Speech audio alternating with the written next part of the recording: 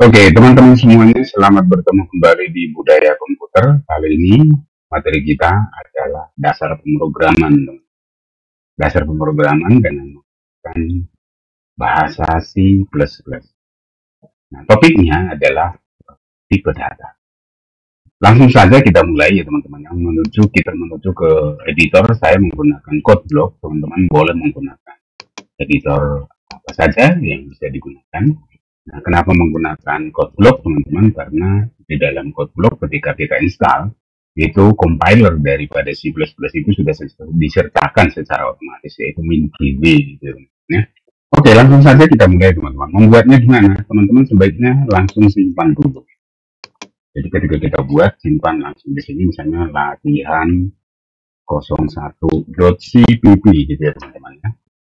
Oke, kita mulai dengan mengincludekan yang namanya library ya teman-teman, library yang kita pakai untuk input dan output, bukan input dan output stream. Lalu untuk mempermudah kita penulisan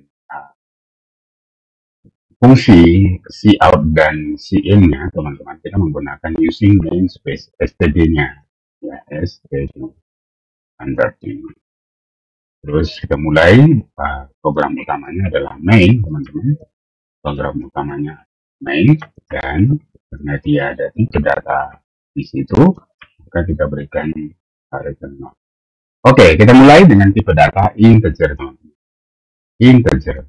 Ya. Integer itu adalah tipe data primitif di dalam C++. Tipe data primitif itu adalah tipe data bawaan, jadi bukan tipe data yang sudah jadul gitu, bukan begitu. Jadi primitif yang dimaksudkan di sini adalah tipe data yang dibawa oleh C++. Apakah ada yang nggak primitif? Ada yang buatan daripada user atau pengguna. Jadi kita bisa juga membuat tipe data nantinya kemudian ya. Nah, jadi ini tipe data primitif. Integer A adalah tipe data dengan size yang paling kecil gitu teman-teman. Sini kita menggunakan sebuah variabel A dengan nilai 10 misalnya. Itu artinya saya membuat sebuah variabel dengan tipe data A dengan nilai 10 dengan tipe data integer. Lalu integer B ya, nilainya 20. Terus saya tambahkan integer C A plus B. Lalu saya tampilkan cout teman-teman, cout A plus B itu C. Kita sebaiknya menuliskannya seperti ini teman-teman. Kenapa harus pakai inline? Supaya nanti ketika dicetak pointer turun ke bawah gitu ya teman-teman ya. A plus B sama dengan. Oke, sekarang kita coba lihat hasilnya seperti apa. Nah, ini dicegati sama antivirus ini komputer saya ya. Nah, ini dia teman-teman ya. A plus B sama dengan 30. Nah, mungkin kalau kurang informatif kok A plus B apa itu maksudnya? Berarti ini bisa kita buat seperti ini teman-teman. Ini kita buat begini ya. A-nya ini kita buat begini. A plus ini kita bikin plus. Ini terus masukkan lagi di sini B. Nah, ini teman-teman ya. Dengan demikian, Dengan demikian, ini sudah ada kok. Iya, ini kita buat begini, sama dengan di sini. Nah, sama dengan C. Ini ya teman-teman ya. Jadi nanti bukan A plus B yang membuat tidak informatif. Nah, supaya dia informatif, seperti ini kan lebih ketol ya, lebih jelas bahwa 10 tambah 20 itu sama dengan 30. Begitu teman-teman ya. Jadi dalam menyampaikan informasi itu pun teman-teman harus pikirkan, karena kadang-kadang semakin informatif itu sebuah sistem, itu akan semakin tenang kita memakainya dan akan semakin enak dipakai. Jadi usahakan membuat aplikasi seinformatif mungkin. Oke, yang berikutnya teman-teman, ada integer, ada string juga teman-teman. Kalau string ini adalah tipe data yang digunakan untuk karakter A sampai Z dan karakter-karakter yang lain. Jadi misalnya kita buat di sini nama, ya, nama sama dengan kita buat di sini baby boss, ya, seperti ini ya teman-teman ya. Lalu saya tampilkan si out, ya, si out nama, ya teman-teman, si out nama and line, oke, seperti ini. Atau supaya informatif lagi nama Anda itu nama saya, nah begini, kan lebih informatif ya teman-teman ya. Nama saya itu, jadi jangan tiba-tiba kok ketemu ada nama gitu ya. Nama saya seperti ini. Itu tipe data.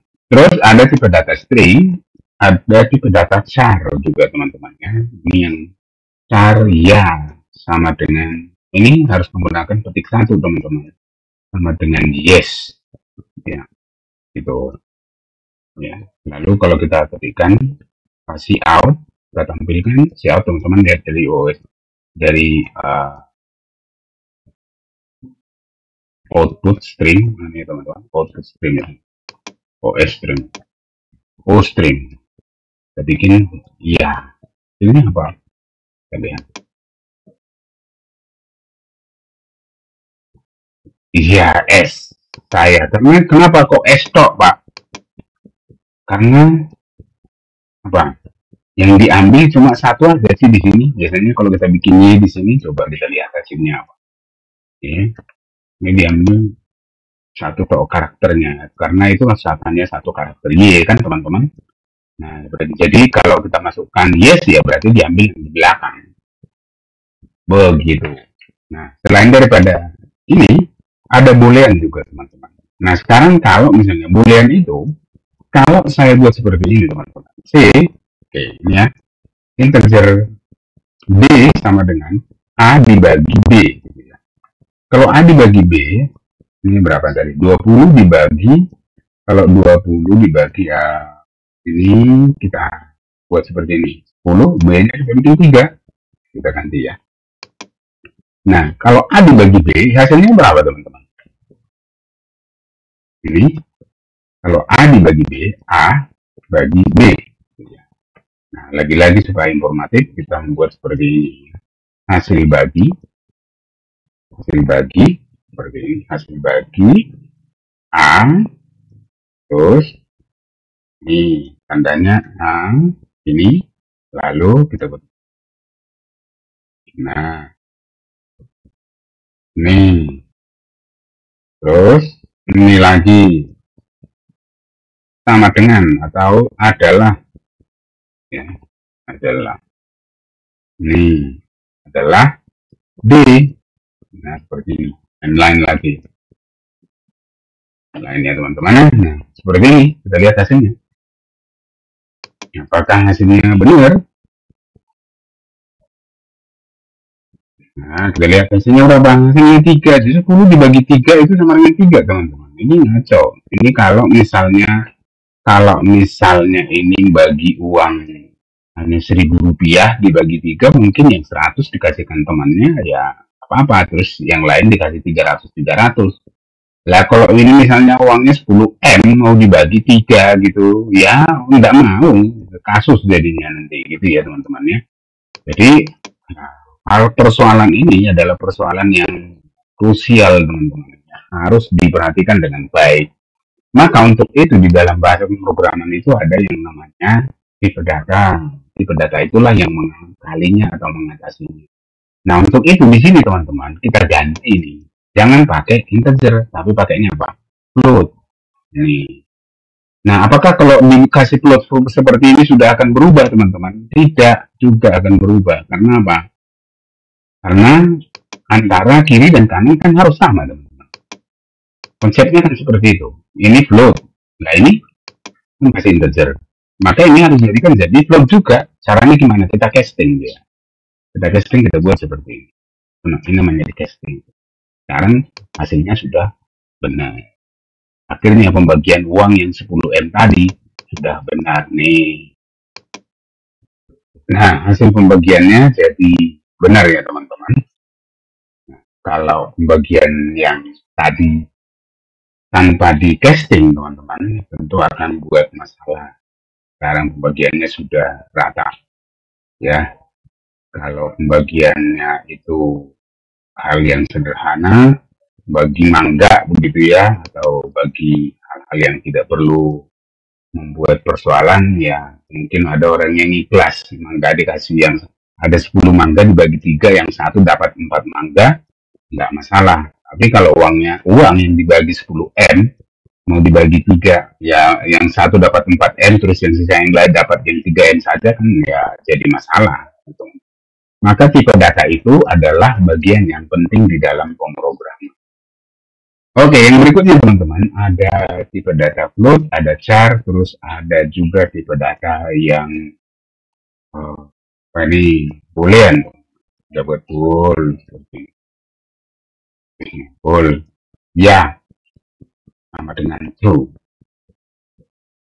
Ya, terus kita tampilkan cout. Ya, isinya nanti apa ini?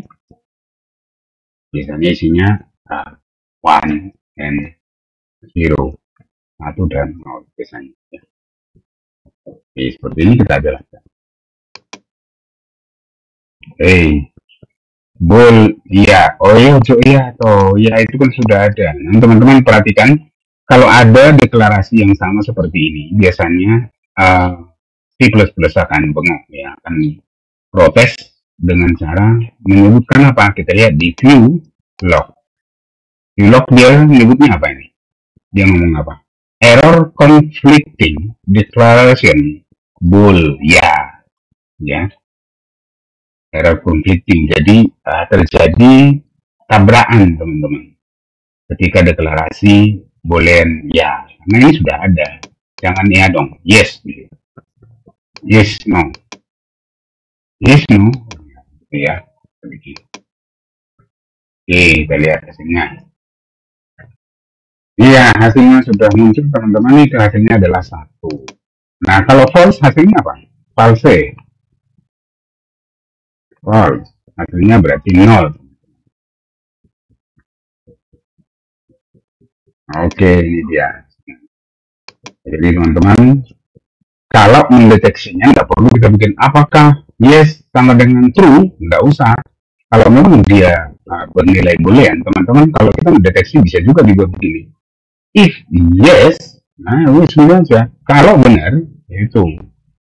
Kalau kita mendeteksi nanti aja. Nah, selain ini ada juga tipe data yang namanya double, teman-teman. Double itu adalah tipe data yang sama dengan tipe data yang lain ya teman-teman, menyimpan data angka atau memori di dalam memori komputer.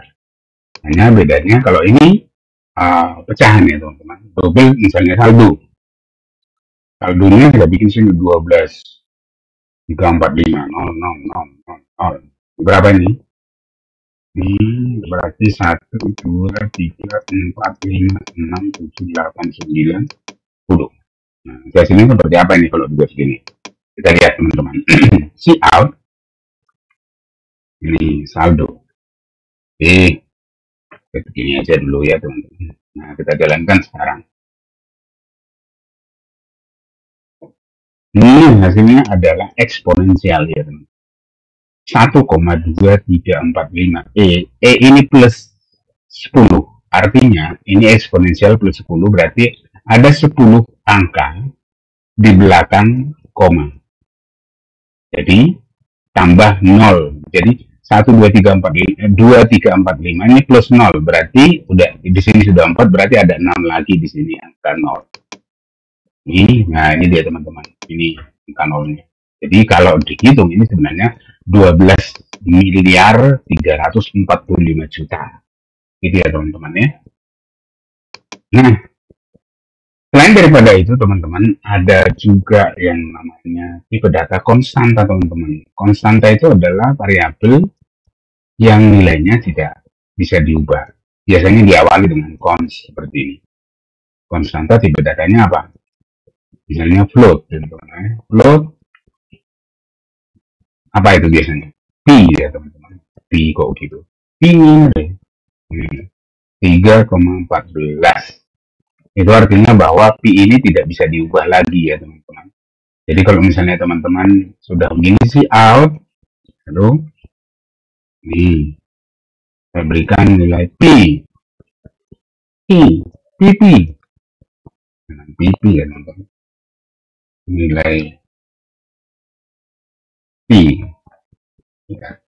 Ini saya inline dulu. Inline. Oke, nilai pi-nya. Oke, ini harus ini dong. Jalankan.